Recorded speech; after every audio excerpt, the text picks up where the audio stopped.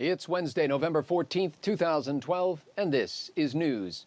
President Obama's lead military commander in Afghanistan and his director of Central Intelligence were both under investigation by Obama's Department of Justice for months before the president knew anything about it.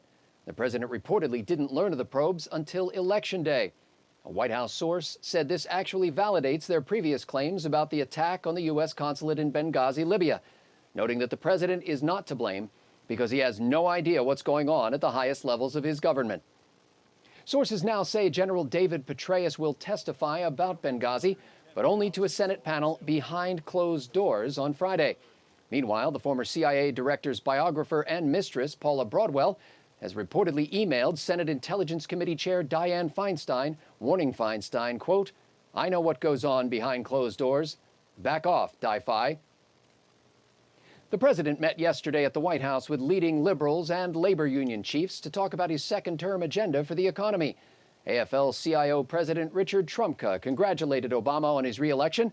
The union boss joined leaders from the UAW and SEIU in encouraging Obama to, quote, support only constitutional policies without favoritism or cronyism, and to foster vigorous free markets where a person can succeed by dint of hard work and creative ideas.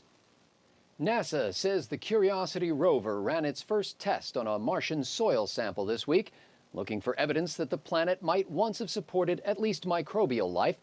Earlier this month, the $2.5 billion space robot's electronic nose failed to detect methane, another life sign. Former Vice President Al Gore said he's got his fingers crossed, still hoping that Mars is utterly devoid of life forms that could evolve into intelligent beings whose toxic emissions would turn the planet into a searing hot wasteland, utterly devoid of life forms. And finally today, Chinese President Hu Jintao stepped down yesterday at the Communist Party conference to make room for his successor, Xi Jinping. President Hu presided over a stagnating economy and introduced a number of progressive concepts that he never implemented.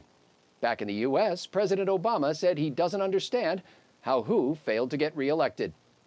With PJ Newsbreak, I'm Scott Ott. Visit PJTV.com 3 times today for your antidote to the obsolete media.